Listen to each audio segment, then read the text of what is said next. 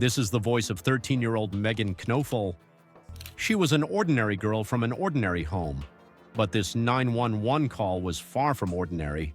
911 was an emergency. What's going on? Who had the knife? What's going on? Is someone hurt? She's stabbing my mom. She stabbed your mom? Yeah. It was filled with fear, confusion, and the chilling realization that her family would never be the same again. Her mother, Lisa Knoefel, was dead, stabbed over and over again. But who was holding the knife? And how had this seemingly peaceful household descended into such a horrific nightmare?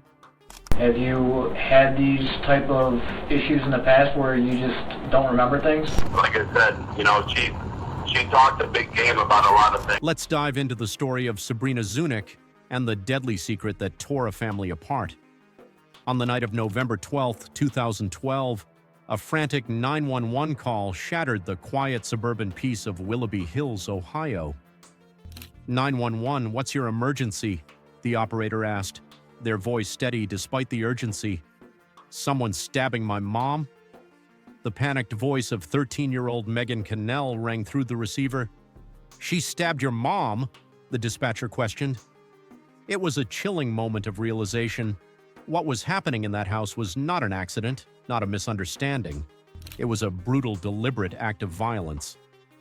Megan had grown up in what seemed to be an ordinary, loving family. Her mother, Lisa Knoefel, worked as a social worker for the Cuyahoga County Department of Children and Family Services, while her stepfather, Kevin Knoefel, was a truck driver. Together, they had built a home filled with love and care for their children, including their 3-year-old daughter, Haley, and their 18-year-old foster daughter, Sabrina Zunich. By all accounts, life in their charming 3-bedroom home near the Chagrin River was peaceful. The family had no apparent issues, no signs of impending catastrophe. But that night, everything changed. Kevin Knoefel was out on the road for work while Lisa stayed home with the children. The night had been uneventful. 3-year-old Haley was put to bed around 10 p.m., a nightly routine she usually broke a few hours later by crawling into her parents' bed. Megan, the 13-year-old, also went to sleep in her own room at the same time. Meanwhile, Sabrina, recently turned 18 and now an adult in the eyes of the law, had been up late working on a school project for her British literature class. She was in the office area, listening to music, seemingly minding her own business. But beneath the surface, something dark was festering. Both upstairs in our rooms, or his separate rooms. So what happened after she went to bed? Is Lisa still awake, or is Lisa sleeping at this time?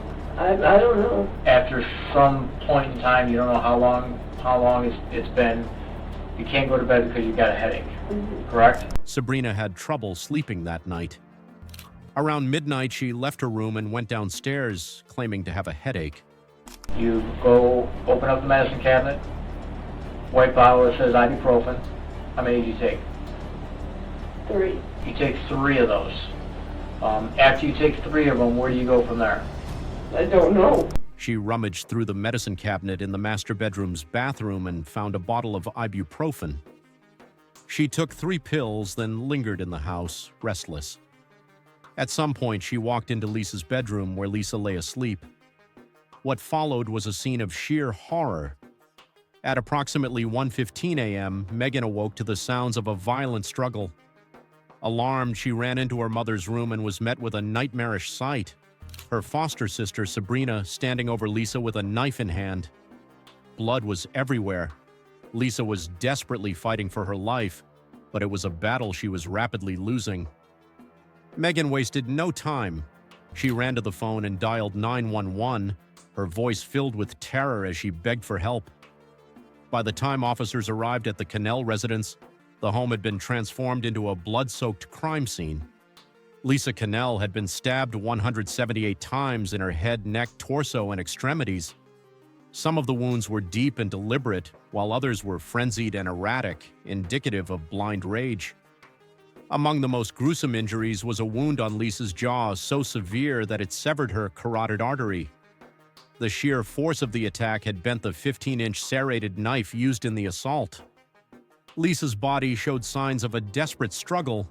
Defensive wounds covered her arms and hands, but despite her attempts to fight back, she had stood no chance against the brutality inflicted upon her. By the time first responders arrived, she had already lost too much blood. Her veins had collapsed and her heart had stopped beating. 3-year-old Haley, terrified, had hidden in the closet during the attack. When officers entered the home, Megan was still outside, clutching the phone she had used to call 911, pleading for help. The officer moved cautiously down the hallway toward the master bedroom and called out for Sabrina to come out with her hands up. Moments later, she emerged, her body covered in blood, her face streaked with tears, the murder weapon still in her grip. She had sustained a few small lacerations on her hands, the back of her neck and her legs above the knees, but they were minor compared to what she had inflicted upon Lisa. Sabrina was incoherent when questioned. She mumbled, she sobbed, and she failed to provide a clear explanation for what she had done. But the evidence against her was undeniable. Megan had seen the attack with her own eyes, and Lisa's blood was splattered all over Sabrina's body. The police knew who had committed the murder, but they needed to understand why. What could drive a young woman who had been given a loving home and a second chance at life to commit such a heinous crime? To find the answer, investigators had to dig into Sabrina Zunich's past. Born in October 1994, her life had been marred by hardship from the very beginning. Her parents, Mark Zunich and Susan Edwards, both had extensive criminal records. In 1984, Susan spent 6 months in prison for grand theft, and years later she was charged with supplying drugs to a group of teenagers in Cleveland. At the time of her sentencing, she was pregnant with one of Sabrina's older half-siblings. Mark, too, had a history of criminal activity. Before Sabrina was even born, he had been arrested multiple times for disorderly conduct and driving under the influence. When Sabrina was just 16 months old, he was arrested for domestic violence, a disturbing preview of the instability that would define her childhood. Despite these red flags, Sabrina initially lived with her father and grandmother in a small house in Wickliffe, Ohio. Her home life was far from stable. Neighbors recalled that police were frequently called to the house due to disturbances, most of which were fueled by Mark's heavy drinking. He was known to be a paranoid schizophrenic who refused to take his medication. His behavior was erratic and often violent. In one particularly shocking instance, he was known to mix vodka into baby Sabrina's bottle to make her fall asleep more easily. As Sabrina grew older, the chaos in her life only worsened. In 2006, when she was 11 years old, an argument between her parents escalated to violence. Mark accused Susan of stealing money from him, grabbed her by the hair, and threw her out of the house. When police arrived, they noted that Mark was intoxicated and ranting. He continued to accumulate arrests for drunk driving and property damage until his death from a suspected drug overdose in 2012, the same year Lisa Cannell took Sabrina into her home as a foster child. By this time, however, Sabrina was already out of the house. With Mark devolving into an irresponsible drunk, Sabrina's grandmother couldn't handle taking care of her alone. At the age of 14, Sabrina was sent to a county-run group home, the Emma K.Y. Receiving Home. This facility was structured for behavior modification, a necessary intervention given Sabrina's well-documented anger issues. She frequently got into fights at school, and those who knew her warned others not to cross her. If anyone harmed her or someone she cared about, they would pay the price. Sabrina had been diagnosed with ADHD at just 4 years old. Over time, this, along with other diagnoses, exacerbated her struggles. She grappled with severe anger issues, frequent lying, substance abuse, auditory hallucinations, and stealing. Despite these challenges, her behavior took a dramatic turn for the better when she transferred high schools and moved from the group home into a foster family. At her new school, she kept her head down, attended every class, and diligently completed her work. By 16, things seemed to be finally improving. Her new foster family was the Knoefel family. Lisa Knoefel, a social worker specializing in child protection, had experience with troubled children. She valued compassion in her work and tried to extend the same kindness to Sabrina. Lisa had started her career in 1999, around the same time Sabrina was born. At the time, she had been married to someone else, but the marriage ended in 2003. In 2006, she met and married Kevin Knoefel. Kevin had also been married before, from 1992 to 1997, and had a son from that marriage who did not live with him. Lisa and Kevin settled into a picturesque home on Chagrin Drive in 2008. The following year, they had a daughter, Haley. By the time Sabrina joined the household, the family included Kevin, Lisa, their two biological daughters, Megan and Haley, and their foster daughter, Sabrina. From the outside, they seemed like a close-knit family, but beneath the surface, tension simmered. Despite Sabrina's noticeable improvement in behavior, her relationship with Lisa soured. What began as a hopeful fresh start soon spiraled into resentment. Sabrina confided in friends that Lisa made her life unbearable, and their arguments became vicious. She felt that Lisa favored her biological daughters and treated her unfairly. This created a divide within the family: Lisa, Megan, and Haley on one side, and Sabrina and Kevin on the other. Kevin was the one Sabrina turned to when she felt alienated. He offered a listening ear, a shoulder to cry on, and unwavering support. Their relationship took on an unsettling dynamic. Friends noticed their inappropriate closeness, the sexual innuendos, and the way they touched each other. Despite their discomfort, no one spoke up. The truth was too disturbing to accept. Kevin had groomed Sabrina into a secret relationship. To Sabrina, it felt like love, and she believed they needed to keep it hidden from the rest of the family. In messages, she spoke about their bond. "Kevin and I are cool," she said when asked about him. "He helps me out." How do you get along with Kevin? Kevin and me are cool. I mean, he's more the one that helps me out. Because this has Megan to deal with. Megan has mental instabilities herself. Okay. And so we made agreements a long time ago that if I need anything, that I can go to Kevin. We made agreements a long time ago that if I need anything, I go to him. In her iPod contacts, she saved his name as Kevin Love. When asked about their relationship, she described it chillingly. "He was my foster father when he needed to be, and my lover when not."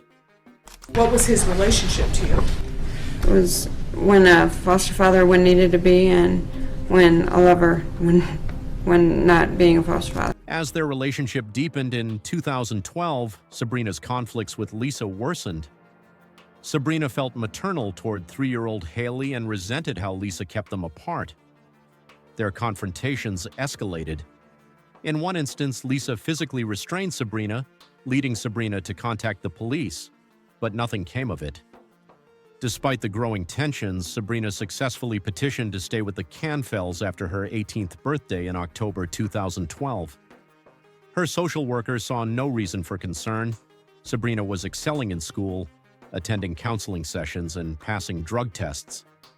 On paper, everything seemed fine, but darkness loomed just beneath the surface.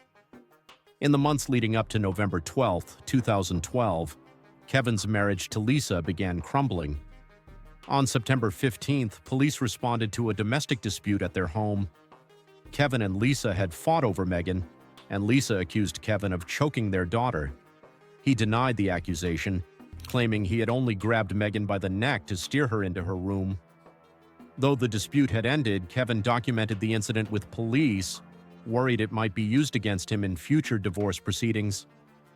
Kevin had told Sabrina he planned to divorce Lisa so they could be together.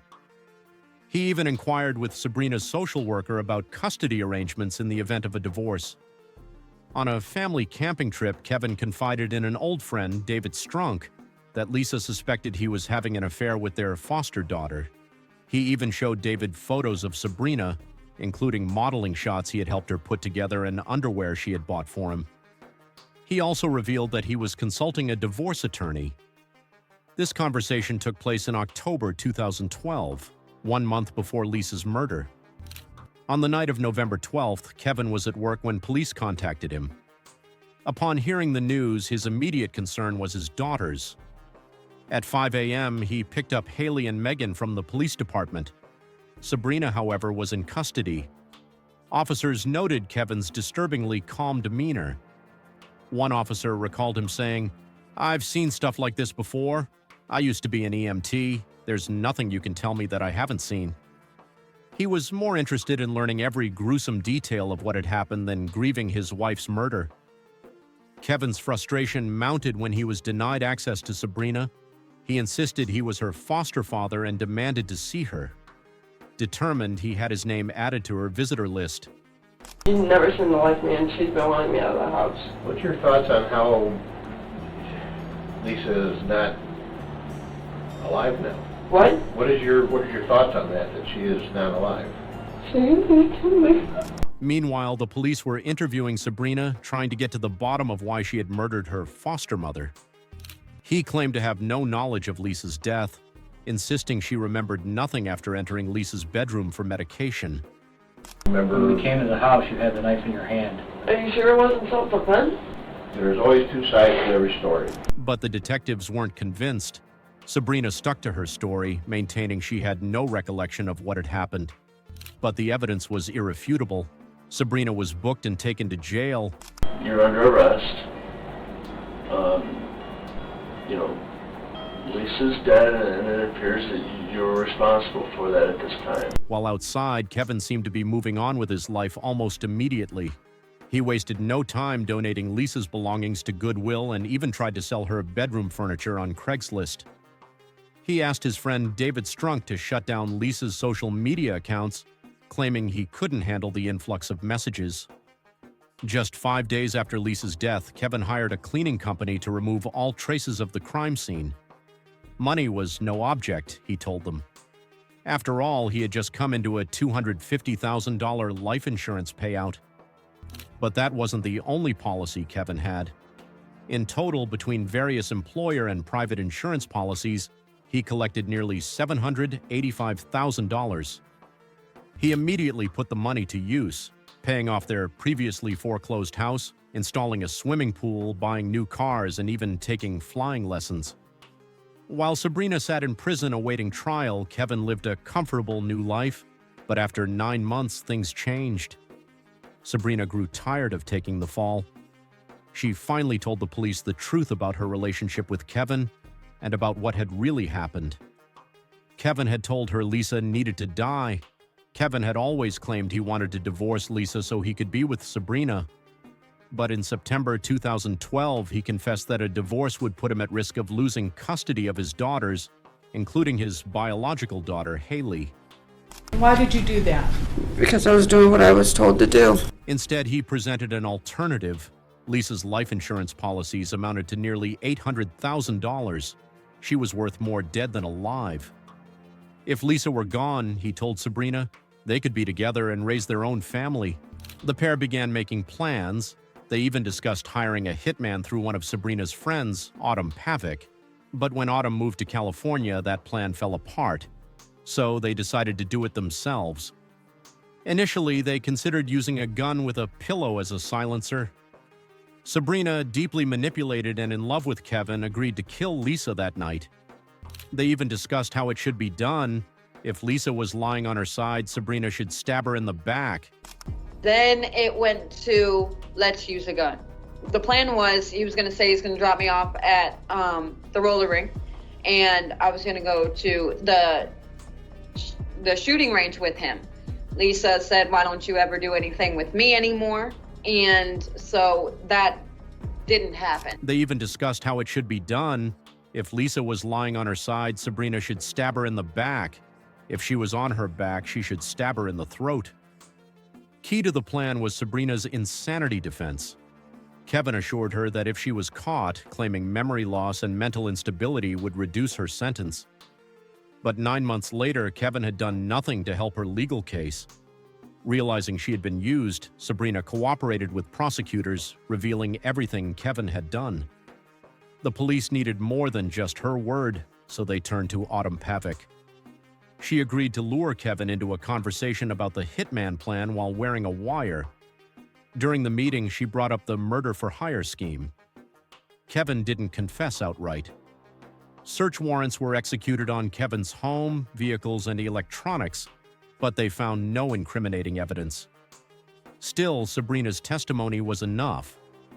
In August 2013, Kevin was arrested and charged with complicity to commit aggravated murder and sexual battery. Sabrina pleaded guilty to aggravated murder and received a life sentence with the possibility of parole after 30 years. She will be eligible for release in 2042 at the age of 47. Kevin, however, pleaded not guilty. His defense argued that there was no evidence of his affair with Sabrina or of his involvement in Lisa's murder, only the word of a troubled teenager with a history of substance abuse. But the jury saw through his manipulation. On June 11, 2014, Kevin was found guilty on all counts. He was sentenced to 2 years for each of the 6 counts of sexual battery and life in prison with parole eligibility after 30 years for complicity to commit aggravated murder. His sentences were to be served consecutively. Make sure to subscribe for more interesting videos like this. Thank you for watching.